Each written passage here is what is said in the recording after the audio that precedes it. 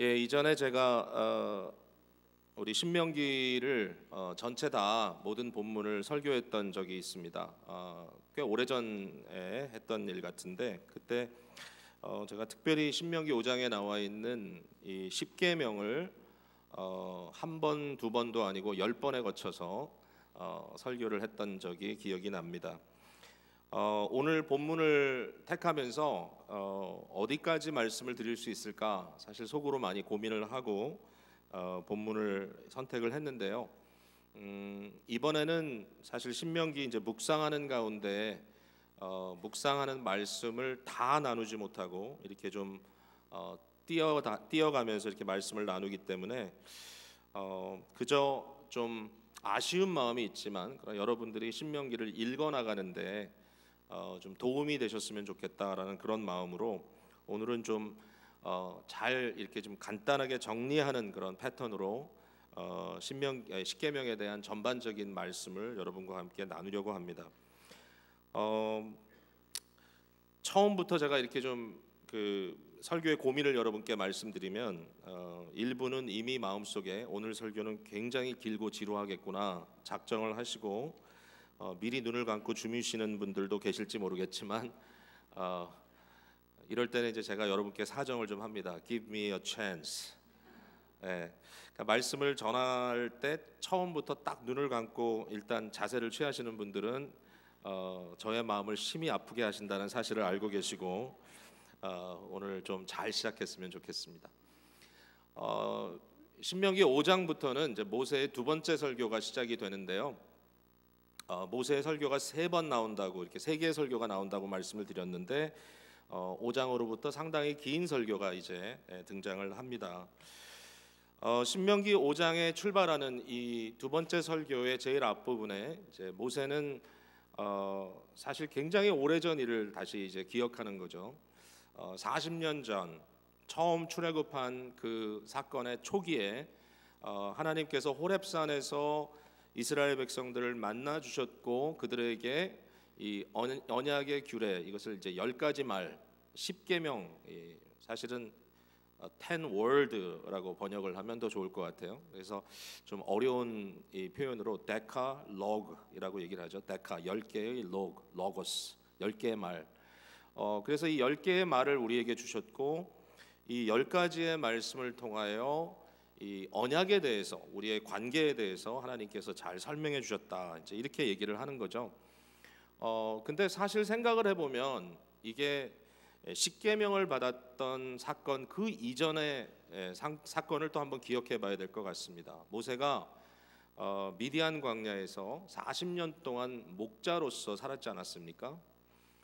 미디안에서 십보라라고 하는 아내를 맞이하고 거기에서 이제 일종의 유배 생활을 지금 하고 있는 거죠. 애굽에서 처음 40년, 광야에서 40년 이렇게 이제 그가 살았는데 이 광야 40년의 시대를 이제 마무리하는 그 장면이 뭐냐면은 하나님께서 같은 산이 호렙산에서 나타나셨는데 그때 나타나실 때 하나님께서 나타나신 그 방법이 이제 굉장히 독특합니다. 거기에 불로 나타나셨습니다. 오늘 본문에도 보면 이스라엘 백성들에게 십계명을 주실 때도 불로 나타났다라고 말씀하시지 않습니까? 근데 저는 이 불 가운데서 말씀하신 것이 굉장히 의미 있는 표현이다라는 생각을 하게 됐죠. 왜냐하면 이제 첫 번째 호렙산 사건 떨기나무에서 떨기나무에 불이 붙어 있고 그 불이 막 붙어 있는 그 현장으로부터 하나님의 음성이 들리는 그 사건이죠. 모세가 그 광경을 보았을 때 굉장히 특이하다고 생각한 거죠. 참 이상하다. 불이 활활활 타고 있는데 그러나 떨기나무는 타지 않는 거예요. 불은 붙어 있는데, 그러니까 버닝을 하고 있는데 컨숨은 되지 않는 거예요. 그래서 이 모습을 보고 모세가 좀 신기하다. 그래서 가까이 가서 보려고 했더니 그쪽으로부터 목소리가 들리는 거죠. 그러면서 네가 선 곳은 거룩한 땅이니 내 발에서 신발을 벗어라. 이러면서 하나님께서 그의 거룩하심을 드러내는 겁니다.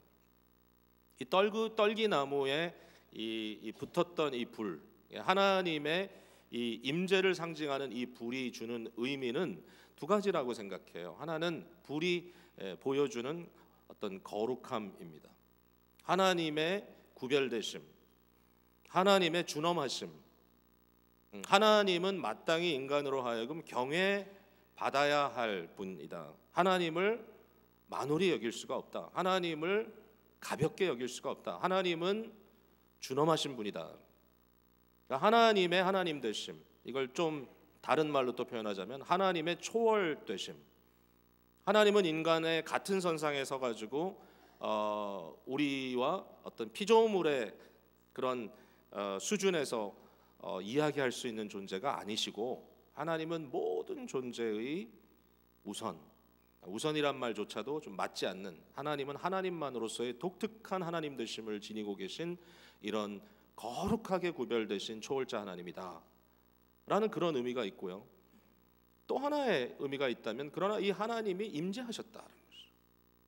어떻게 임재를 하셨느냐? 이 하나님은 사실은 이 소멸시키는 불이라고 이렇게 성경이 표현하기도 하는데, 그가 택하여 구원하실 자들에게 다가오실 때 하나님은 소멸하는 불로 다가오시지 않고 도리어 소멸하지 않으시는 불로 백성들을 구별해내시는, 백성들에게 가까이 오시는 이러한 모습으로 오셨다라는 것입니다. 참 기가 막힌 일이죠. 결국 이 호렙산에 이스라엘 그 군중이 함께 모여 있을 때 그 산의 불이 얼마나 거대하게 탔냐면 백성들이 보기에는 산 전체가 타는 것 같았어요. 여러분 한번 상상을 해보세요. 뭐 지나가다가 산불이 조그맣게 나도 좀 겁을 먹지 않습니까? 제가 이전에 한번 그 남가주 지역에 그 갔다가 너무 이게 막 드라이 돼 있으니까 불이 이렇게 브러시 파이어입니다. 뭐 나무에 불이 붙은 것도 아니고 브러시에 불이 붙었는데, 근데 어느 한 지역을 빠져나오는데 이 불이 양쪽에 다 붙어가지고 불이 왔다 갔다 하더라고요. 그 사이를 빠져나 너무너무 무섭더라고요. 차 안에 벌써 이렇게 막 뜨거운 온기가 이렇게 오기도 하고, 그래서 야, 이러다가 큰일 나는 거 아니야? 결국 빠져나와서 너무 감사했는데, 그건 뭐 사실 큰 불도 아니죠, 어떻게 보면. 그런데 산 전체가 불이 붙었다 그러면 얼마나 두려움이 조성됐겠습니까? 백성이 너무너무 두려워서 모세에게 하는 말이, 우리를 가까이 오게 하지 말아달라. 당신이 가서 하나님과 대면해라. 근데 바로 그 하나님은 어떤 하나님이냐? 이처럼 온 산이 불에 타는 것 같이 어마어마한 거대한 위엄으로 임하신 하나님이시지만, 모세가 그 하나님께 나갔을 때 그를 소멸시키지 않고 그를 영접하신 하나님이시라는 거죠. 이게 언약입니다. 언약을 보여주는 거죠. 모세에게는 너무나 생생한 거죠. 하나님은 어떤 하나님이냐? 하나님은 거룩하신 하나님이지만, 그러나 하나님은 오래 참으시고, 그는 인자하시고 자비하시고 사랑하셔서 우리를 용서하시는 하나님이다라고 모세는 증언할 수밖에 없는 거죠. 이게 모세의 경험이죠. 이제 그러한 경험 속에서 모세가 십계명을 받았던 그 일을 백성들에게 다시 한번 말씀해주고 있는 겁니다. 여기에 우리가 다시 한번 강조할 수 있는 것이 이제 언약이라고 하는, 계약이라고 하는 이 관계 맺음인데요. 이 언약 맺음은 하나님의 주도 안에 이루어지는 거죠. 하나님이 언약의 주인이시고 우리는 언약의 수혜자가 되는 거죠. 그 언약을 받습니다. 우리도 물론 하나님께 아멘으로 응답해야 되지만, 쌍방이지만, 그러나 동일한 어떤 동등한 선상의 쌍방이 아니라 하나님은 주인이시고 우리는 그 언약의 수혜자가 되는데, 사실상 십계명은 언약적인 책이라고 하는 것, 언약적인 글이라고 하는 것을 저희들이 잊어서는 안 됩니다.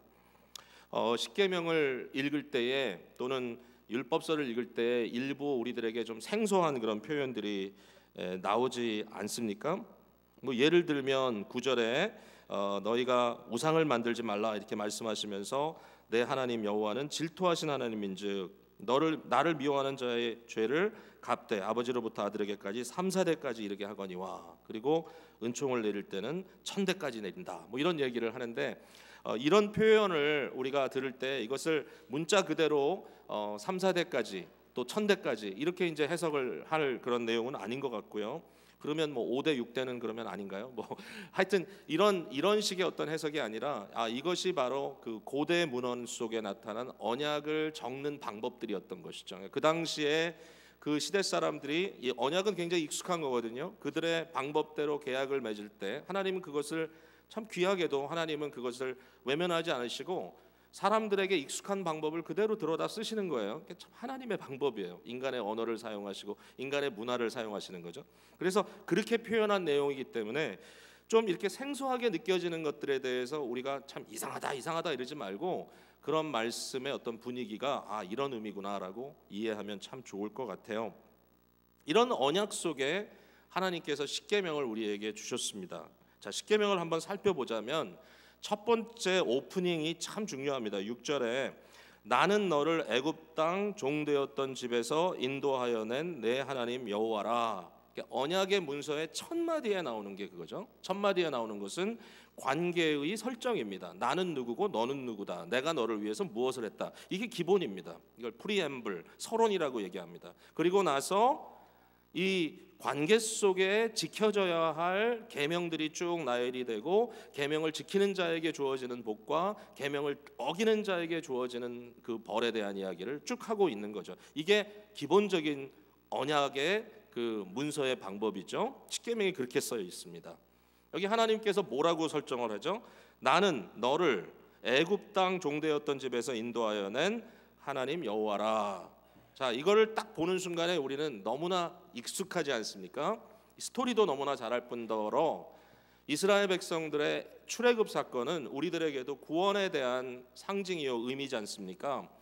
우리 하나님이 어떤 하나님입니까? 우리 하나님은 우리를 죄와 허물로 지옥에 멸망당할 자리에서 구원해 내신 구원자 하나님이시죠. 우리에게 은혜를 베푸신 하나님이시죠. 자, 이게 굉장히 중요한 전제입니다. 우리가 십계명 그러면 계명 자체를 딱딱하게 생각하고 마치 이것은 우리와 상관없이 그냥 우리는 신앙이라는 것은 좀 뭔가 이렇게 감정적으로 감성적으로 열심을 내면 된다고 생각하는데 그렇지 않아요. 여러분, 십계명의 이 계명 자체는 도덕률로서 우리에게도 굉장히 중요한 의미를 주는 겁니다. 이 말씀이 결국 우리를 성화로 이끌어가는 하나님의 중요한 교훈인 것이죠. 근데 이 말씀을 우리에게 주셨을 때 왜 주셨는가? 도대체 왜 이런 말을 우리에게 주셨는가? 왜 이스라엘에게 이런 말씀을 주셨는가? 이렇게 질문할 수도 있겠죠. 그 이유는 뭐냐면은 이스라엘이 하나님의 백성이 됐기 때문인 것이죠. 구원을 받았기 때문입니다. 십계명을 지키면 구원받는 것이 아닙니다. 저들이 이미 애굽으로부터 구원받은 백성이 되었기 때문에 십계명을 주신 겁니다. 우리의 삶에 대해서 이 크리스천 라이프를 이야기할 때 크리스천 라이프를 지키는 것이 조건이 돼서 구원을 줬다 뺐다 하는 게 아니고요. 우리를 구원하셨기 때문에 우리가 하나님의 방법대로 살아가는 것을 연습하는 겁니다. 여러분, 그걸 꼭 이해해야 됩니다. 좀 잘못된 어떤 신앙의 방향에 있어서는 이 율법과 복음을 완전히 구별해가지고 서로 적대시하는 관계로 만들어갑니다. 여러분, 우리가 오해해야 될 부분, 오해하지 말아야 될 굉장히 중요한 부분인데요. 물론 이것에 대한 설명은 제가 좀 더 많은 시간을 들여서 또 해야 되고 많은 분들이 이미 다 공부를 통해서 알고 계시지만 그러나 사실상 이 도덕률이라고 하는 것은 복음과 상반된 것이 아니라 사실 하나님의 성품을 우리에게 드러내주는 것으로 복음의 메시지에 사실은 굉장히 중요한 한 부분으로 생각할 수도 있다라는 거죠. 왜 복음이 뭐냐 하면 복음은 하나님의 나라가 우리에게 임했다는 것이 복음이거든요. 하나님의 나라가 임했다. 죄와 허물로 죽어 어두움의 나라에 있던 우리들을 빛의 나라로 이끌어 주신 하나님의 구원의 역사. 이 구원의 역사의 결과가 뭐냐? 오직 너희는 택하신 족속이요 왕 같은 제사장들이요 거룩한 나라요 그의 소유된 백성이니. 하나님께서 우리를 구원해서 백성을 삼으셨으니 그러면 어떡하란 말입니까? 우리를 어두운 데서 건져내어 그의 기이한 아름다운 영광의 빛의 나라로 인도해 주신 하나님의 그 아름다운 덕을 세상에 선포하며 살라는 거잖아요. 이게 복음이잖아요. 복음은 단순히 우리를 불타는 어떤 불구덩이에서 타다 남은 재처럼 이렇게 탄 막대기로 끄집어내는 정도의 구원이 아니라 우리를 세상 앞에 하나님의 성품과 하나님의 영광을 드러내기 위한 도구로 쓰신다면 거기에 중요한 한 요소가 뭐냐면은 하나님의 성품을 드러내는 하나님의 백성다운 삶의 나타남이 복음의 연결점으로 분명히 우리에게 있어야 된다라는 것이죠. 그렇게 이해를 하면 좋겠습니다. 하나님의 구원의 은총이 우리를 끌고 가는 것이고 그것에 이어서 하나님께서 우리에게 주시는 것은 그러므로 너희가 이렇게 살아라라고 말씀해 주시는 내용이라는 것이죠. 자, 십계명을 우리가 크게 두 파트로 나누지 않습니까? 근데 사실 이걸 아주 엄밀하게 딱 둘로 나누기는 쉽지 않은 것 같은데요. 제가 그 부분도 좀 언급을 좀 하겠습니다만은 이제 일반적으로 십계명을 정리를 하자면 두 개의 계명으로 정리가 되죠. 하나는 내 마음과 뜻과 너의 정성을 다하여 내 여호와 하나님을 사랑하라. 하나님을 사랑하라는 것으로 정리가 되고 그 다음은 내 이웃을 내 몸과 같이 사랑하라. 이렇게 정리가 되지 않습니까? 너무 잘하는 거죠. 왜? 예수님께서 말씀하신 거니까. 한 서기관이, 율법의 선생이 예수님께 와서 가장 큰 계명이 뭡니까? 라고 이렇게 질문을 했더니 예수님께서 바로 신명기 6장 4절에 있는 말씀을 인용하시면서 이렇게 말씀하시죠. 첫째는 이것이니 이스라엘아 들으라 들으라 주 곧 우리 하나님은 유일한 주시라. 내 마음을 다하고 목숨을 다하고 뜻을 다하여 힘을 다하여 내 주 너의 하나님을 사랑하라. 그리고 말씀하십니다. 둘째는 이것이니 내 이웃을 내 몸과 같이 너희 자신과 같이 사랑하라. 이것은 레위기 19장 18절의 말씀을 또 인용하신 겁니다. 율법에 나오는 이 두 가지로 정리되어 있는 사랑의 이중 계명을 예수님께서 언급하시면서 이것이야말로 모든 계명을 다 모아놓은 것이다라고 이렇게 말씀을 하셨던 거죠. 그래서 우리가 일반적으로 1계명에서 4계명까지를 하나님 사랑, 6계명에서 10계명까지를 이웃 사랑으로 이렇게 보통 정의를 하고 이렇게 넘어갑니다. 자, 그게 도움이 된다면 한번 그렇게 가보죠. 우리가 하나님을 어떻게 사랑해야 되는가? 하나님을 어떻게 하는 것이 사랑하는 것인가? 여러분, 하나님을 사랑한다 우리 고백하잖아요. 찬양할 때 찬양 인도자들이 가끔 스스로 감동해서 그런 얘기 하잖아요. 주여 주님을 사랑합니다. 좀 간지럽기도 하지만 어쨌든 그렇게 하면서 뭔가 우리의 마음의 예배를 주님께 표현하는데 정말 어떻게 주님을 사랑하는 것인가? 여러분, 말로만 사랑하는 거 아니잖아요. I love you를 잘한다고 사랑하는 거 아니잖아요. 그러니까 정말 How do you love God? 어떻게 주님을 사랑하는가? 여기에 대해서 다음과 같이 얘기를 하신 거예요. 첫 번째로 내 앞에 다른 신을 내 앞에 두지 마라. 내 앞에 다른 신을 두지 마라. No other God. 하나님은 스스로 유일한 하나님이라고 얘기하고요. 하나님께 어떠한 라이벌도 만들지 말라고 하나님께서 명령하십니다. 이것은 당연한 거죠. 하나님 한 분이죠. 창조주 하나님 한 분이시고요. 우리를 구원해 내실 분 한 분이십니다. 하나님은 한 분이에요.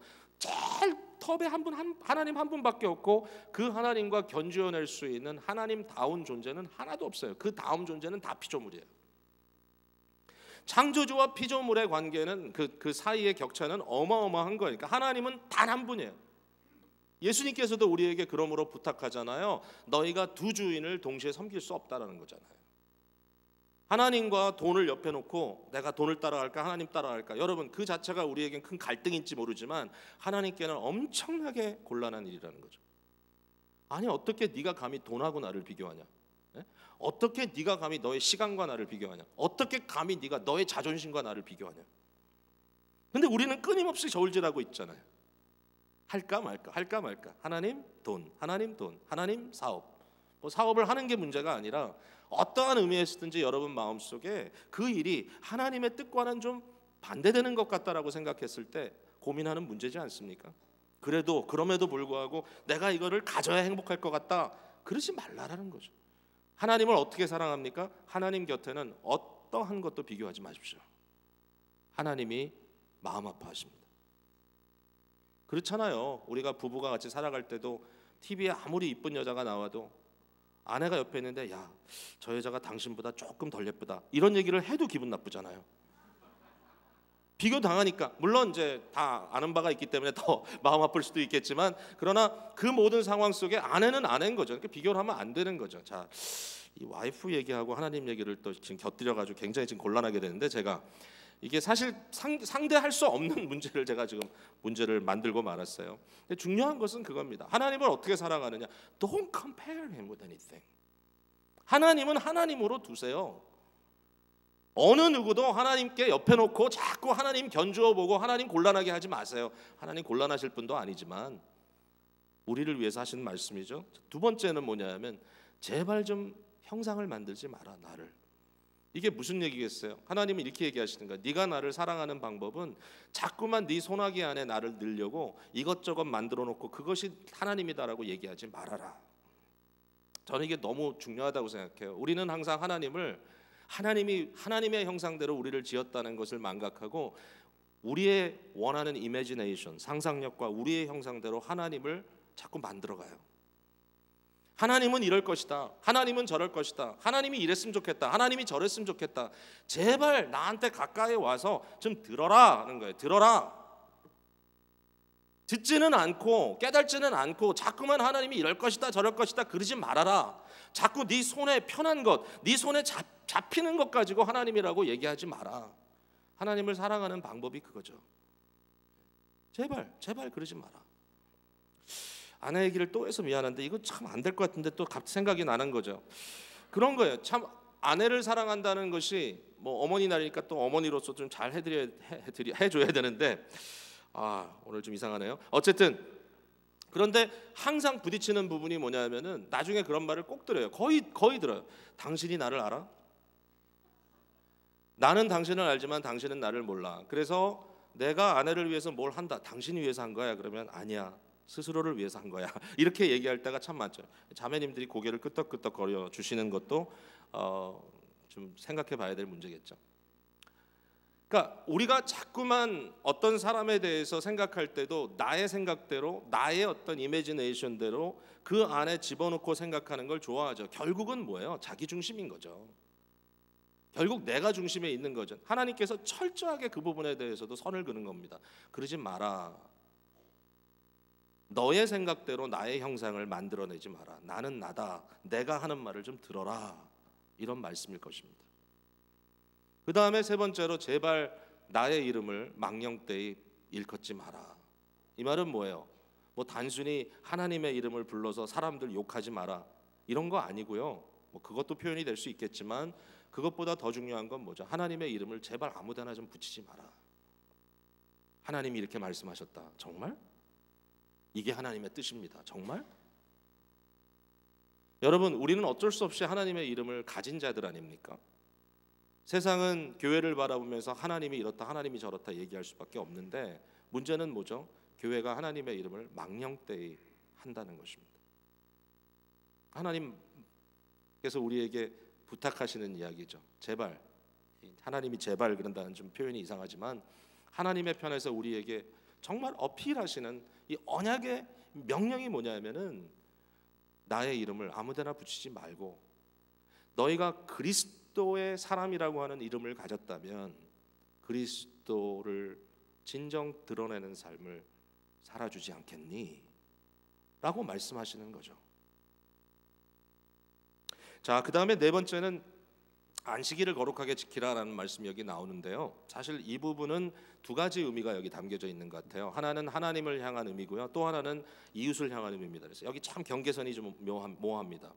하나님을 향한 포인트는 이거 같아요. 창세기 그 1장과 2장 앞부분에 나오는 이제 창조의 스토리에 그 일곱째 프레임으로 나오는 것이 안식일 아닙니까? 근데 이 안식일의 개념은 사실은 뭐 주일을 지켜서 주일날 예배드려라 이런 어떤 굉장히 2차원, 3차원적인 결론에 가기 이전에 좀 더 근본적인 의미를 갖고 있는 거죠. 뭐죠? 모든 창조의 중심이 되시는 하나님, 하나님께서 온 우주를 하나님의 아름다운 질서 속에 온전히 있게 하시고 그 질서의 중심부에 하나님의 보좌를 두시고 하나님이 다스리신다. 그러니까 안식에 대한 개념은 하나님을 중심으로 한 진정한 평강이 이루어지는 것이죠. 마치 팍스 로마나 로마의 평화를 이야기한 것처럼 로마의 어떤 권력과 로마의 그 중심으로 인하여 모든 세상이 평안하다라고 하는 그런 표현을 썼던 것처럼 사실 실제로 그거와는 비교할 수 없는 창조주 하나님의 이 평강, 안식을 기억하라. 안식일을 기억하는 것은 뭐죠? 하나님이 보좌에 앉으심을 기억해라. 하나님이 모든 우주의 중심임을 기억하라. 하나님이 우리 삶의 질서의 중심임을 기억하라. 그리고 그분에게만 드려야 할 예배를 드려라. 이거죠. 자, 하나님을 사랑하는 방법을 이렇게 표현한 겁니다. 하나님을 사랑할 때는 하나님 곁에 그 무엇도 비교하지 마라. 하나님을 사랑할 때는 제발 하나님을 하나님으로 알아가기 위하여 너의 마음과 뜻과 정성을 쏟아 그의 말씀에 귀를 기울여라. 제발 너의 상상력을 동원해서 네가 원하는 하나님, 네 손에 잘 맞는 하나님, 내가 마음껏 부리고 싶은 하나님을 만들어내지 말고 내 이름을 아무데나 붙여서 나를 욕되게 하지 마라. 내 이름을 네가 지녔다면 그 이름에 걸맞게 좀 세상에 비춰내라.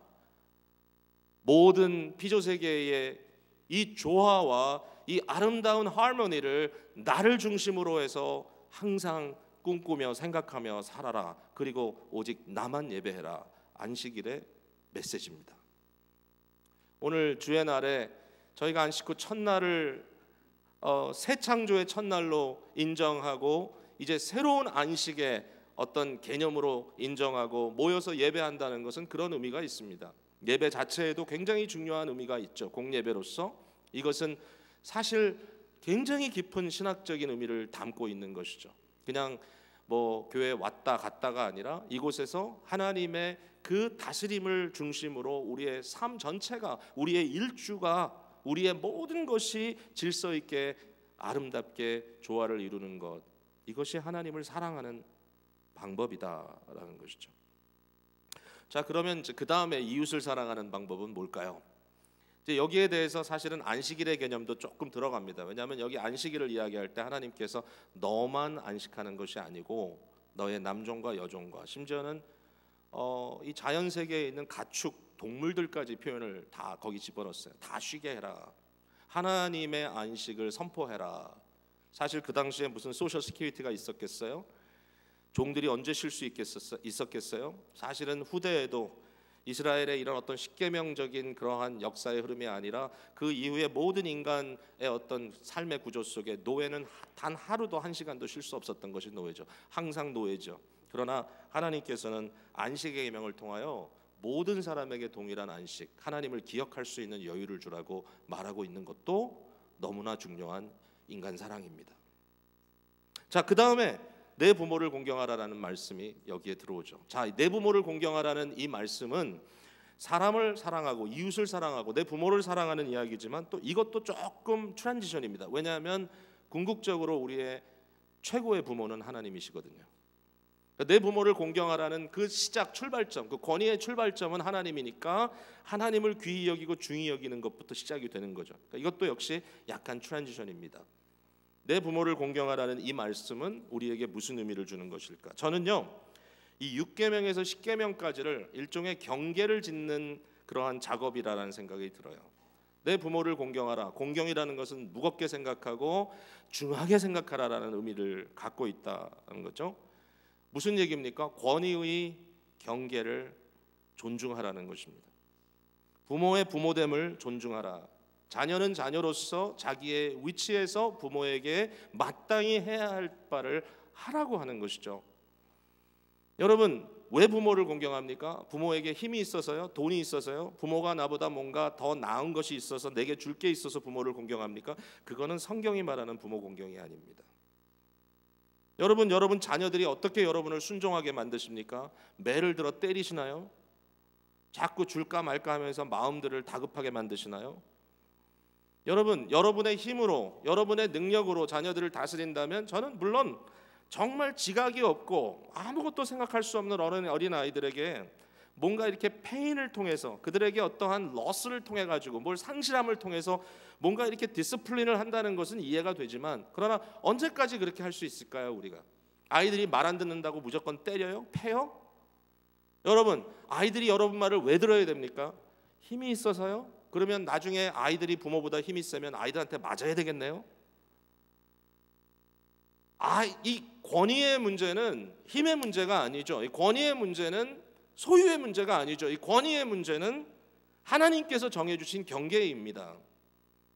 구약시대 때요, 만약에 아들이 자기가 힘이 있다고 부모를 때리잖아요. 그러면 그 아들은 공동체 중간에 놓고 돌로 쳐서 죽였어요. 왜? 하나님의 기본적인 권위 그 자체에 대한 이 오해기 때문인 것이죠. 그것을 침범하는 것이기 때문이죠. 제가 아예 미리 말씀드릴게요. 이 경계를 정한다는 것은 너무 중요해요.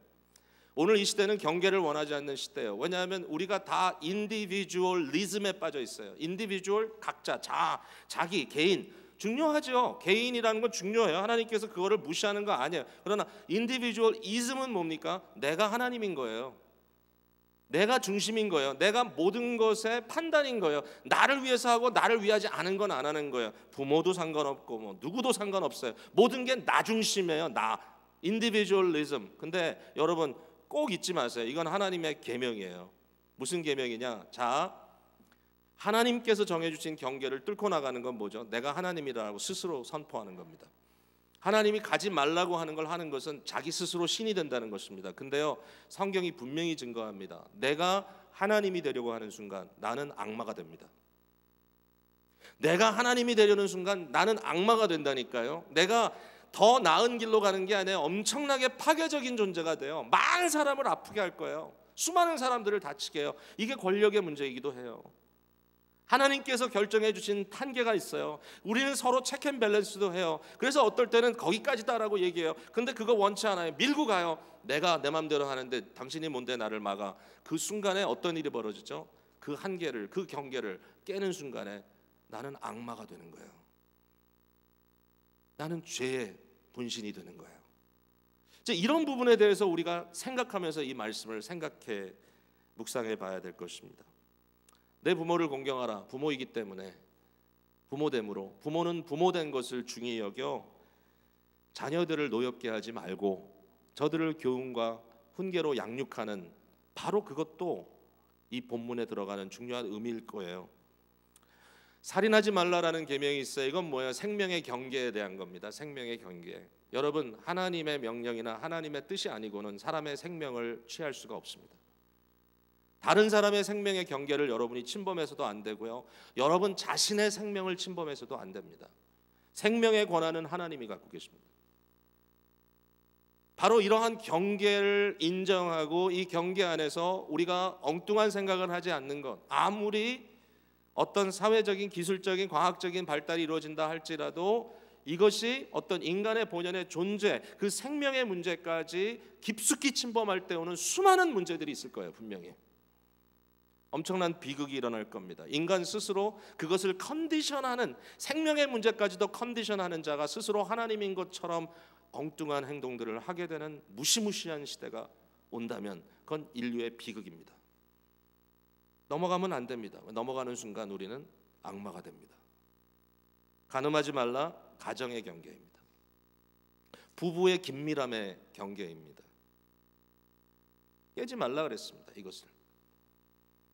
여러분, 신약 성경에도요, 이 어떤 이 음행에 대한 문제, 간음에 대한 문제를 이야기하면서 특별히 교회에 있는 이 남성들에게, 다른 형제들에게 악을 행하지 말라라는 그런 식의 말을 자주 합니다. 무슨 얘기죠? 내 여인이 아닌, 나의 아내가 아닌 다른 사람의 아내를 범하지 말라. 경계를 깨지 말라. 저 여자는 아직 결혼을 안 했는데, 결혼 안 했으면 내 여자는 아니죠. 언젠가 그 여자는 다른 사람의 아내가 되겠죠. 범하지 말라. 이런 이 경계에 대한 문제에 대해서 깊이 생각해야 되는 거죠. 왜냐하면 그것을 브레이크하는 순간 내가 하나님이 되죠. 내가 원하는 대로 하니까요. 그리고 나서 어떤 일이 벌어질까요? 나는 악마가 됩니다. 가정이라고 하는, 부부라고 하는 이 관계 속에 이 긴밀함, 인티메시가 존재한다는 것은 너무나 귀하고 또 아름다운 일입니다.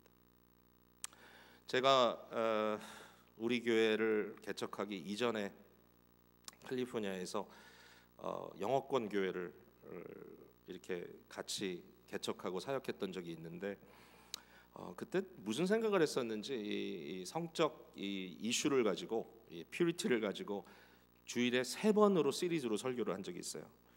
그 3번 설교를 하고 나서 제가 다시는 이런 일은 안 한다라고 스스로 마음을 먹었어요. 굉장히 어려웠어요. 너무너무 힘든 일이었어요. 그 작업이. 저 스스로도 참 힘든 일이었고요. 근데 그때 이제 제가 얘기한 게, 그때는 청년들이 많았거든요. 참 오랫동안 이렇게 서로 사귀면서 보면은 항상 뭐 이렇게 같이 있는데, 제가 봤을 때 너무 가까운데 이 결혼을 안 해요. 그래가지고 제가 이 문제를 가지고 좀 심각하게 얘기를 했어요. 그러니까 성경적으로 이야기하면서 이 인티메시의 문제는 가정이라고 하는, 부부라고 하는 관계 속에 이루어지는 정상적인 이러한 패턴을 하나님께서 우리에게 주셨고, 우리가 그러한 커밋멘트가 없이, 결혼에 대한 커밋멘트가 없이 무조건 육체적으로 가까워진다는 것은 심각한 문제다. 만약에 그런 문제가 이미 지나갔다면 유일하게 해결할 수 있는 방법은 빨리 결혼하는 거다. 참 감사하게도 그 해에 결혼식을 많이 주려 했습니다. 제가 청년들이 참 들어줘서 고맙다. 한 5-6건 한 것 같아요. 너무 감사하더라고요. 그것조차도. 경계를 넘어가지 마라. 도둑질하지 말라, 재산에 대한 경계이죠. 근데 이것은 단순히 물질만은 아닌 것 같아요. 그 사람의 시간, 그 사람의 노동력. 그러므로 우리가 일반적으로 생각할 때는 부유한 사람이 도적질하는 게 아니라 가난한 사람이 도적질한다고 생각하는데 저는 그렇다고 생각 안 해요. 특별히 어떤 회사의 사장님, 이 CEO들, 어떤 그 주관자의 입장에 있는 사람들이 이 직장에서 일하는 사람들을 도둑질할 수 있다고 생각합니다. 제대로 임금을 주지 않는다든지, 그들의 시간의 한계를 존중해 주지 않는다든지, 그들의 노동력에 대해서 부당한 요구를 한다든지 도둑질입니다. 왜냐하면 그 사람의 경계를 인정해 주지 않는 겁니다.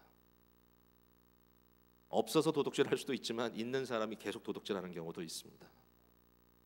이 경계를 내가 마음대로 정할 수 없습니다. 공의라고 하는 선이 있을 겁니다. 자, 그 다음에 거짓 증거하지 말라. 저는 이것은 진리의 경계라고 생각합니다. 자, 이게 언제 허물어지죠? 사람들에 대해서 내 마음대로 험담할 때 거기에 진리가 있죠. 어느 정도는. 그 사람의 어떤 특성이 있고 그 사람이 갖고 있는 어떤 weakness, 약점이 있고, 근데 거기에다 그걸로 끝나지 않죠. 항상 그것에 뭔가를 더 부과시키죠. 진리와 거짓의 경계를 허무는 그러한 일들, 그러한 행동, 그러한 말들에 대해서 거짓 증거하지 말라. 그 경계를 허물지 말라. 굉장히 지적인 말씀이죠.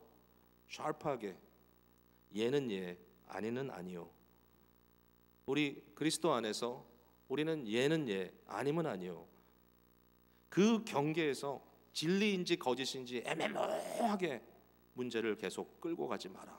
너의 마음의 의도를 가지고 뭔가 매니플레이트해서 어떤 말에 대한 인테그리티가 무너지는 일들을 하지 마라.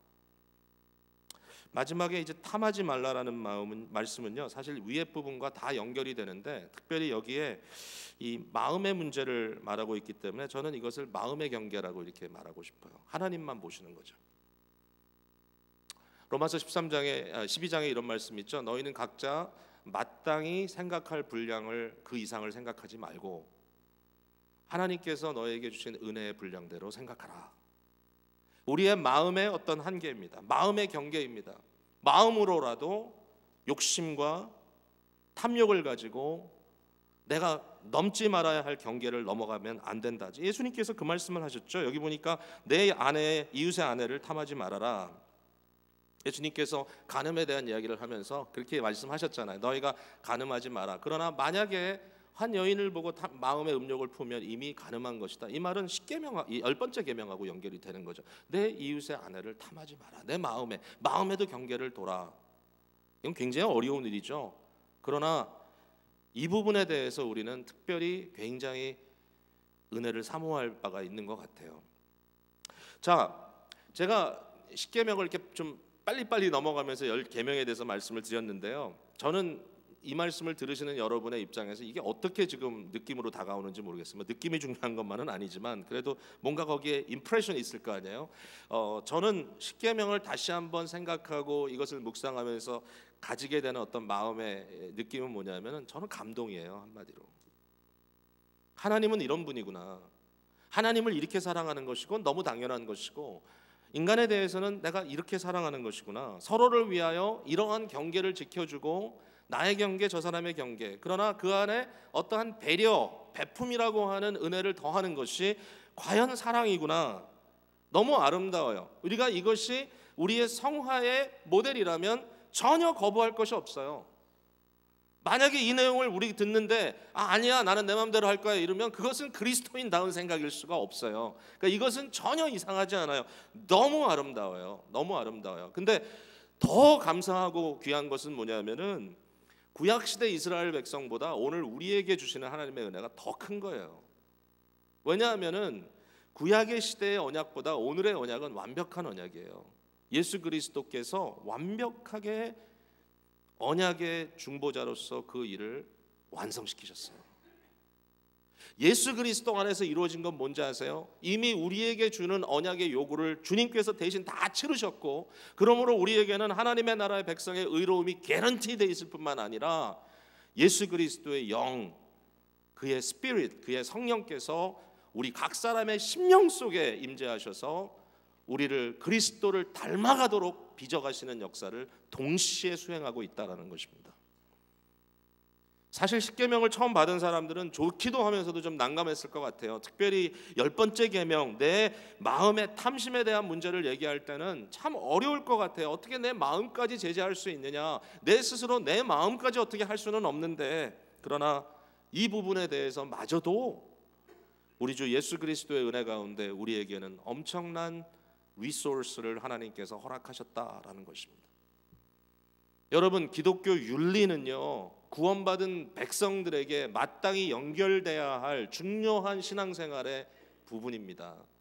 공의, 긍휼, 사랑, 이러한 중요한 이 도덕률을 우리가 생각하지 않고 어떤 감상에 젖어서 무조건 신앙이라는 뭔가 더욱더 열심히 있는 것, 더욱더 감정을 돋구는 것이라고 생각하면 그것은 큰 오해입니다. 여러분, 하나님이 원하는 걸 해야죠. 우리가 원하는 것만 해서는 되겠습니까?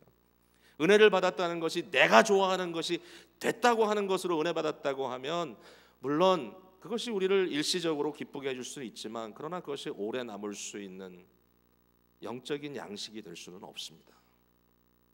너무나 취입한, 너무나 얄팍한, 정말 위에 한 껍질 붙여놓은 것 같은 그러한 것들을 가지고 우리의 신앙이라고 이야기하기는 좀 아쉽지 않습니까? 얼마나 심각한 게 믿음이고 얼마나 심각한 게 신앙인가요? 지난주에도 말씀드렸지만 이스라엘 백성들을 40년 동안 디투어 시키면서까지라도 하나님은 그들의 신앙의 깊은 곳까지 타치하고 싶으셨던 거잖아요. 우리의 인생에 이 어마어마한 일들을 일으키시면서 하나님이 우리를 버리시나요? 아니요. 우리를 그리스도의 형상으로 빚어가시는 거잖아요. 그렇다면 어떻게 심플하게 값싸게 생각할 수 있을까요? 안 되잖아요. 주님이 우리에 대해서 시리어스한 것처럼 우리도 주님을 향하여 정말 그러한 시리어스한 믿음의 각오, 이건 깊은 깨달음과 고민과 그 다음에 끊임없이 묵상하는 삶의 자세일 겁니다. 새로운 시대의 은혜의 백성들에게 주신 것은 이 말씀의 의미가 우리에게는 더 심화되고 또 더 확증되었다는 것이고, 이것이 또 우리의 내면화됐다고 하는 중요한 의미가 있습니다.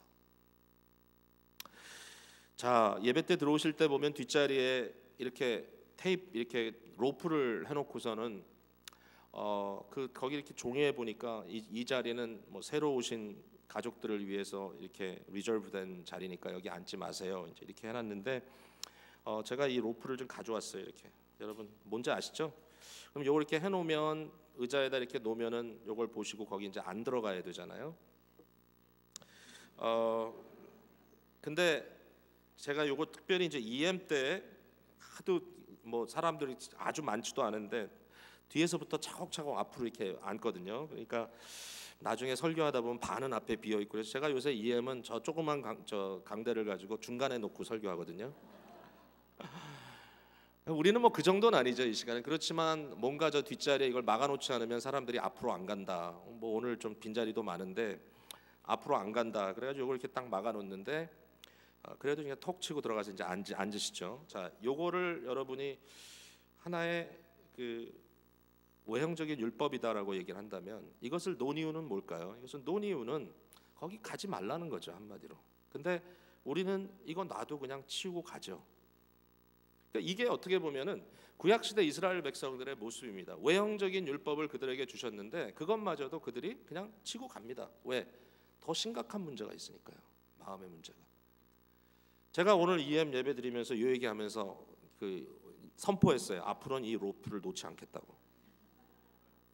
왜냐하면 이제부터는 이 로프가 여러분의 마음속에 들어가 있어가지고 이렇게 눈에 보이는 로프가 아니지만 그 뒷자리부터가 아니라 앞자리부터 앉기로 하자는 거죠. 여러분, 이것은 마음의 법이죠. 더 이상 이런 눈에 보이는 로프를 쳐놨기 때문에 우리가 순종하는 것이 아니라 이제는 우리 마음속에 생각이 있는 거죠. 야, 적극적으로 좀 더 뭔가 이렇게 예배에 경청하고 다가가는 마음으로 나아가자. 그리고 꼭 뒤에 앉으셔야 될 이유가 있는 분들도 계실 때는 앉으셔야죠. 왜 새로운 분들이 그 뒤에 앉아야 돼요? 새로운 분들이 먼저 앞에 와서 앉아야죠. 제가 뭐 이러한 이제 예를 하나 들었습니다만은 이것이 오늘 우리 시대에 주시는 은혜라는 거죠. 이러한 십계명을 이야기할 때 너무 타당합니다. 이것을 교회 앞에 이렇게 써놓고요. 실제로 우리가 뭐 소유리 문답하면 다 이 얘기를 많이 하고 있는데, 뭐 로프를 여기저기 붙여놓고 하세요, 마세요, 들어가세요, 마세요, 뭐 여기는 하지 마세요. 저기 뒤에도요, 사실은 저 뭐 70세 이상만 파킹하세요, 다 떼야 돼요. 사실은 새 시대의 어린이들은 저렇게 살면 안 돼요. 그럼에도 불구하고 또 갖다 들이대고 세워놓고 모른 척하고, 그럼 안 되는데 붙여놔야지. 가지 마세요, 가세요. 근데 그것이 틀린 거 아니에요. 틀린 거 아니에요. 어른들이 좀 더 편안하게, 좀 육체 장애가 있는 분들에게 조금 더 편안하게, 너무 당연한 거예요. 해야 되는 거예요. 그럼에도 불구하고 붙여놓고 하세요 마세요 감시하고. 근데 그 시대가 어드밴스가 되면 감사하게도 우리 안에 성령께서 우리의 마음의 율법이 되어서 돌비에 새겨놓은 법이 아니라 우리의 마음비에 새겨놓은 법이 되었을 때 어떤 일이 벌어집니까? 의미를 알고, 우리가 당연한 거예요. 해야 되는 거예요.